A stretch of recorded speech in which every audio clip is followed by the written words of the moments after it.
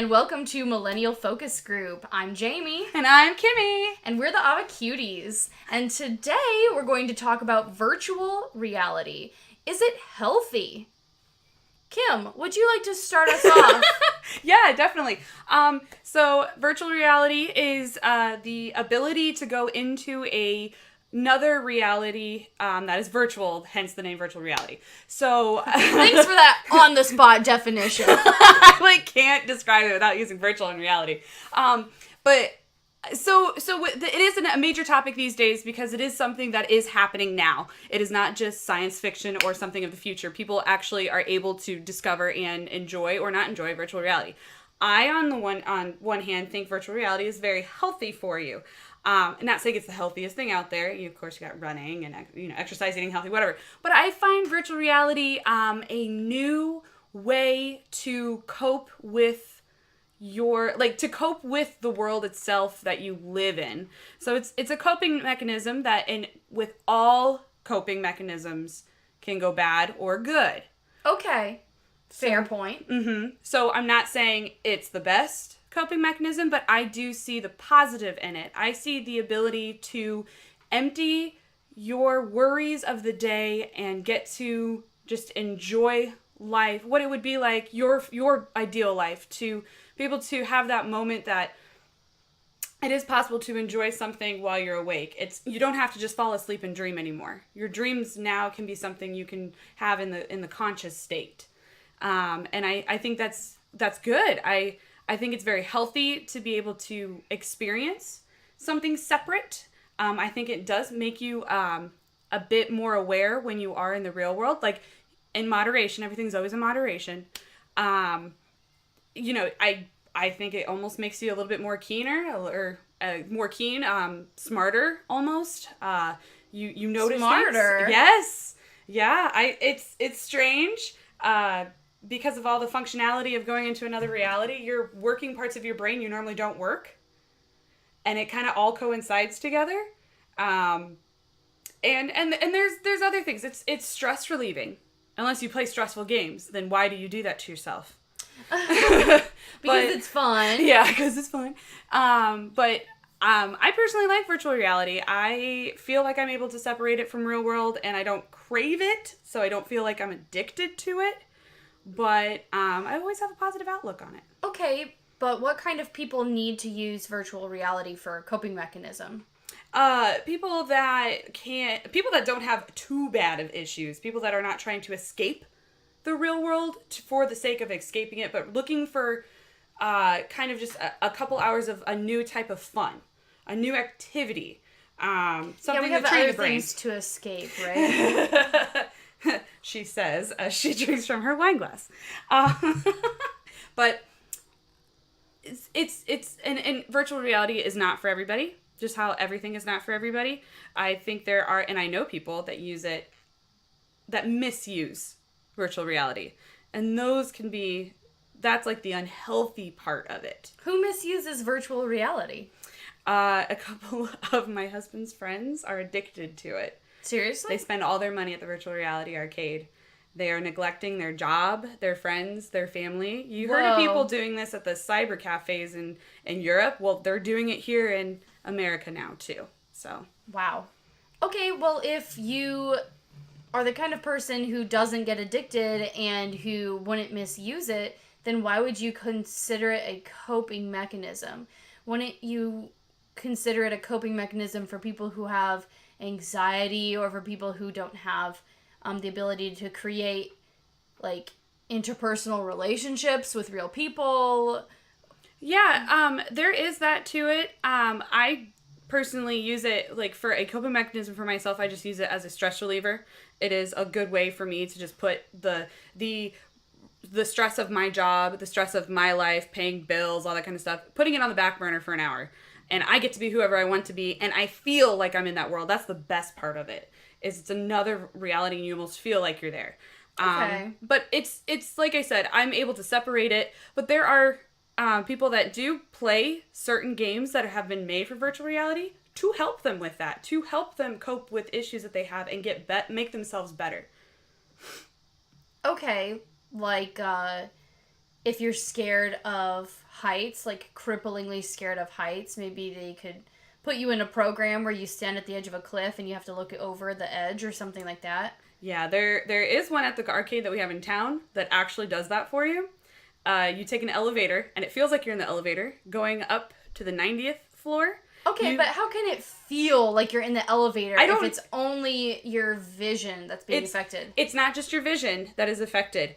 When you have the headgear on, it is also sound, and by doing sound and vision, it really encapes you, traps you almost into this reality by at least having a couple senses. And then using the controllers, when you touch and grab, they shake, they move a little bit, they make a noise as well. So putting that all together is kind of what's bringing you into that reality. So that's what I really like about the arcade. Homebrew or home virtual reality is nothing like if you can get a nice set like at an arcade.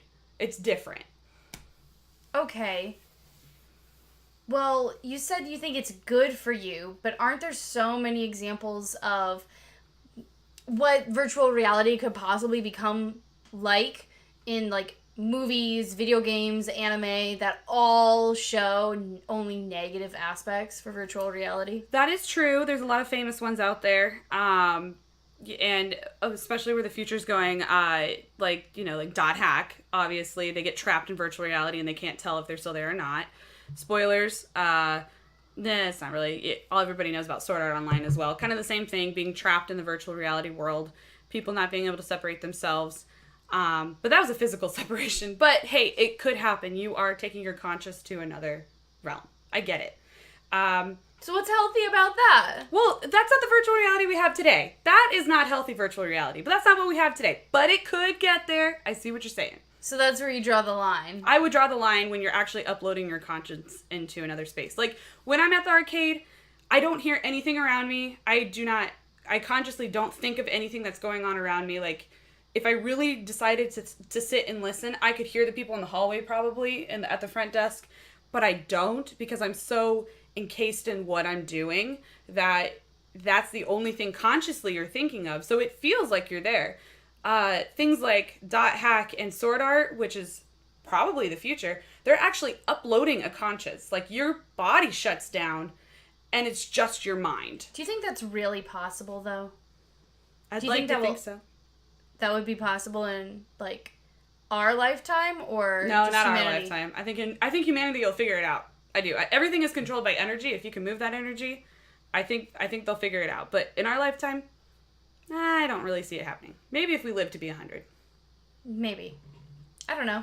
Fingers crossed. By the time I'm 100, I wouldn't care. Nothing left to lose, right? Upload my brain to the video game. Well, then again, do you want to be stuck immortal forever in a video game? What if you want to let go and you can't because something messed up and now you're stuck there? Oh my god, that would be horrible. That's an episode. So there's a Netflix series that's actually an episode where instead you have a choice when you die. You can upload your brain to the hardware or you can die. And that is an actual episode. I think that the show's called Black Mirror. I think is what it's called. It's like modern Twilight Zone. Yeah. Every episode is different. Yeah, but that's one of the episodes. That would be horrible. I think people want to believe that living forever in a video game with limitless possibilities would be great, but you would get tired and bored eventually, and you would want to let go, especially if all of your friends were dying around you. I don't know. It would also depend on, like, can you feel pain? Can you feel pleasure? All of that stuff. Yeah, I feel like you'd go insane. Your mind's not meant to last that long. That's a good point. Everybody would probably be crazy. What's holding you back? There are no consequences for insane behavior. See? Excellent point. Okay, I see your points about using it as a coping mechanism and using it as a way to get over fears or to relieve stress. I have also played virtual reality. I've not been to the VR arcade that's in Fort Wayne. What's that called again? Spectrum Arcade. Okay, Spectrum Arcade sounds pretty cool. I have not been there. I have used an Oculus Rift to play virtual reality video games. I've played like one where you're a robot and you're fighting other robots who have gone evil. I've been in like simulators where you're under the ocean and there are like sea creatures around you. And I tried to do a zombie one, but the mechanics were so awful that I just gave up. That sounds about right. I was pretty like nervous. Oh, I did a horror game where you're in an abandoned asylum. Yes, I know which one you're talking about. Oh, did you turn around a lot? Yes. Yes. I was like scared to look behind me, but I was also like, I need to know what's around me. That one was really good and intense. And then I did an art program, and I'll come back to that because that was my favorite. So I've played it, I enjoy it, I love it, but I disagree. I think it is more unhealthy than healthy. Now, I'm an advocate for video games. There are a lot of people, especially in the generations above millennials, who believe that video games are harmful for children, that they promote violence, that they ruin your attention span, that they're addictive, or whatever. I do not believe those things. I'm not so sure that being addicted to video games and VR is impossible, or it's bad, or whatever. Like any addiction, again, like you said, moderation is important no matter what you're doing. But I think being fully immersed is where it starts to get more harmful than a regular video game. Mm-hmm. So your vision is cut off, you're looking directly into lights, and your hearing is being impeded because you're being like muffled, and so you have only the sounds from the game, and so all of your like brain power is being concentrated on that video game, and then like your physical body, so you're not aware spatially of what's around you. And I think that being in that space is not natural, and so therefore not healthy. So it's like being inside all the time. People who are indoors because they work third shift, they don't like to go outside, they're always playing video games or watching TV, or they're in a dark room all the time, they have health issues. They have physical problems. They're very pale and they don't get enough vitamin D. They have worse acne. They have more, they're more likely to have eyesight issues, and they're less likely to be like physically strong and like reactive. Sure. So you said that you think it makes you keener when you take off the gear and it like improves your reflexes. I believe that playing video games can help improve your reflexes, but I think that putting yourself in that unnatural space might work other parts of your brain, which could be seen as beneficial for a short amount of time, but then when you take it off, your senses have been dulled. And I think if you play it too often, even if you're not playing for a very long amount of time, that it's going to dull your senses the same way if you sit too close to a TV screen.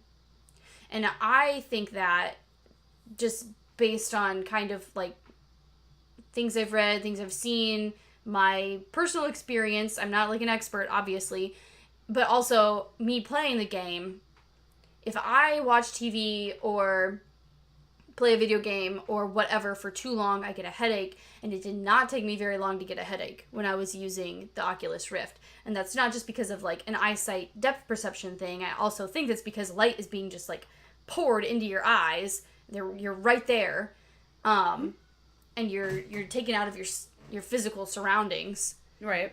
I just don't see that being a healthy option. And that's just the physical side of things. I haven't even talked about the psychological side of things. Did you want a rebuttal before I go on? Because I'm going to talk for a minute. Well, no, that's fine. The way that you were saying, it's about sitting close to the TV for too long and all that kind of stuff, that is true for repeated day-to-day use. A lot of people today that are using it are not using it repeated day-to-day. If they own an Oculus, then they probably are, because first of all, it's $800 that you just spent on a gaming device. Yes, you better be using it every day, because I will smack you if you don't. But the people that are being fully immersed into like what I got to do at the VR arcade, which is like the Oculus is kind of hard to fully immerse you because you still have to be conscious of your surroundings because it is your home. You don't really have that barrier to stop you, where at the VR arcade, they have special they have special lights in the room so that in the game you see this blue grid appear. No, that happens with the Oculus. Well, I'm saying you see the blue grid, but it's okay if you go past the blue grid because it's a padded wall. You're not going to run into your lamp. You're not going to run into your couch, you know. So you kind of forget that you have this space. But that's even worse because then you can spend more time in it. Well, no, but the thing is, it's $50 an hour. So unless you're pouring out big bucks to do it all the time, to get that full immerse, you're not getting it that often. But eventually it will be cheaper. Eventually, yes. And then it'll probably turn unhealthy. But in the moderation that we're able to have in Fort Wayne now, I see it as being healthy. Okay. Mm-hmm. And I'm not bashing it. Again, I need to make it clear. I enjoy VR games, and I think they should be played. Mm-hmm. I think it should be available to people. I'm just saying, just because I love wine and chips, that doesn't make them healthy. Yes, it does. She's about to go into the mentality of it. It's going to be the same thing about me and wine, so go ahead. Well, okay, so you talked about using it for coping mechanisms, and I think that there's some benefits there, but there's also avoidance behaviors. Are you avoiding reality? Are you avoiding doing physical activities because you think you're better at playing video games? And I play a lot of video games, but I also think it's important to have a healthy balance between doing something physical with your hands, with your body, drawing, playing sports, going outside, walking, interacting with the world around you, and playing video games. There needs to be a balance, like everything in life. And so if you are really into VR and you're using it as a coping mechanism to take you away from society and to take you away from other people, then I think that's really harmful. And I think virtual reality attracts people who can't create successful interpersonal relationships. Right. So if you have trouble making friends, or you have trouble being romantic, or you just get social anxiety around people, you're going to turn to VR to fulfill that social interaction. And I don't think that is a healthy coping mechanism. You cannot replace other humans with fake humans. Well, what if VR gets to the point where you can then interact with everybody else doing VR, like in those big chat rooms, so you are meeting real other people? So again, I think there are benefits to online relationships. I have many online friends, a couple of whom I'm super close to, and I'm super glad that I'm with them. But then I also try to meet those people in person. Right. And I don't think online relationships can replace human relationships because we are social creatures by nature, and we need physical contact. Every person's different, but I think we need physical contact with other humans to be healthy. So I don't think virtual reality should replace our world or our society. Mm-hmm. And we've seen a lot of film, video games, cartoons give us examples in kind of like a George Orwell dystopian future warning kind of scenario, which if you've read 1984, we're not that far off. It's just, a little bit past 1984 by now. Yeah. But that's kind of our reality. These predictions that we make creatively through film kind of are eerily spot on. And so we have movies like The Matrix that show humanity being force-fed false lives to control us. We see like Tron, that's more of a video game, but there are potential hazards to playing VR video games. We see, what's the other example? Well, we see in anime, we see Dot Hack Sign, and we see Sword Art Online, the potential to kind of lose yourself in a video game and to have things go wrong because it's technology, and technology never works perfectly. Rick and Morty had an episode where Morty's dad was put into a virtual reality, and Morty's dad did not want to go back. He did not want to go back to reality. Yeah, that's another problem. Yeah. Spoilers, in an episode of Adventure Time, in a later season, I actually just watched this recently, they find humans in Oo. Yeah. And the humans are so distraught with their world and the mutants living around them and their degraded quality of life that they have created a VR system called Better Reality where they get to go in and create avatars and I guess do whatever they want. It's not really explored. But Jake finds this to be super unhealthy, and so he breaks the system and makes them all come out of their little pods, and they look so unhealthy, and they're, like, all skinny, and they had, like, little, like, techno creatures taking care of their physical bodies so that they could be in the capsules forever. But I just thought it was so sad, and so did Jake in the episode, because they're no longer, like, interacting. Like, how do you come out to, like, use the bathroom? Do you come out to, like, breed with each other? Like, what is going on? Like, is society just going to die because everybody's in virtual reality? Like, and the virtual reality in the show was also, it just felt weird, unnatural, and limited for what you can do, which I think would be what we would get. And at the end of the episode, the moral of the story was, this is how they cope. This is what they want. Just let them be happy. It's their life. But I don't think that's healthy. I don't think it's okay. Sometimes you just gotta be like, suck it up. You need to learn how to get over your fears, get over your discomforts in a healthy way. And if you want to escape to VR for a little bit at a time, that's okay. But totally giving up and totally giving in that's a bit ridiculous. Yeah, it's a bit high. But again, that's people do that today with alcohol, drugs. You know, they do.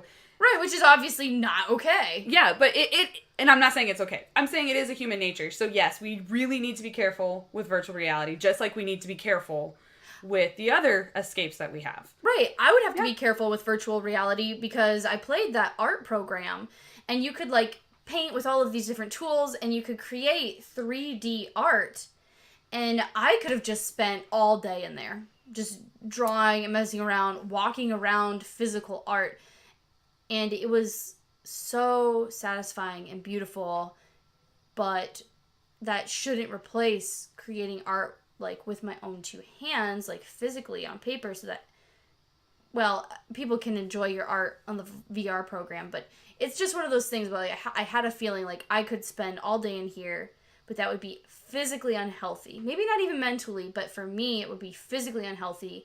I would have a headache. I would, like, my eyes would hurt afterward. I just think people need to be careful. Yeah, I love a game in virtual reality. I'm the exact opposite. So Jamie plays virtual reality where she creates. I play virtual reality to work out. So I play a game called Audio Shield. So the whole point of Audio Shield, it's just like a Dance Dance Revolution aspect where arrows, so in DDR, arrows appear and you have to put your foot on the arrow as they appear to the music. Well, in Audio Shield, you have two shields and you have bubbles coming at you that are about, like, yay big, and they're either blue or orange depending on your shield, and you have to hit them with the specific shield versus the color, and they'll come at you at different speeds, different ways you have to hit them. You have to move around. It's like a fully encased game. You're moving your entire body. It is a wonderful workout. But the thing is, like Jamie said, I could spend all day in there and I probably would collapse. I wouldn't know to stop and drink and how much I'm sweating because I'm not paying attention to my body at that point. I'm paying attention to the game. So I can see that. It is healthy for me because I only can afford an hour. So I only get an hour workout, which is perfect. But if I had it at home, I think I might play that too excessively. Yeah. Yeah. So moderation. Yep. I think today I think there's a lot of healthy things for it today. It definitely has the potential to be addictive and to really screw up society. Like, this is a big one. This is like when they discovered tobacco. Oh, yeah. When they discovered tobacco. Probably a couple thousand years ago. Okay, I really think that's it. Moral of the story, everything is good in moderation. Check out VR, dude. Do it. Just check it out. You should play, though. You should. I know I said, like, it's dangerous and unhealthy, but again... I think it's something everybody should experience. Yeah. I do. This is our world. Even my mother has played VR, and she loved it. She was fighting zombies like a badass. If my mother can do it, so can you. Oh yes. Oh, yes. That is awesome. Well, let us know what your thoughts on virtual reality are. Is it healthy? Is it dangerous? Is it a good coping mechanism? Is it harmful to society? Or is it just plain fun and you think we're totally overreacting? Let us know in the comments, or you can reach out to us to give us new ideas. You can reach us on Facebook. Just search for Millennial Focus Group. You can find us on YouTube now. We've started to upload our newer episodes as videos. So please search Millennial Focus Group as well. You can email us, mfgpodcast@gmail.com. You can find us on Instagram @mfgpodcast. And you can find us on Twitter @avocado-toasters. Is that pretty much it, Kim? Yep, and we'll also upload on Podbean and iTunes. All right, there you have it. Well, today has been a great episode. Thanks for listening. Bye. Bye, guys!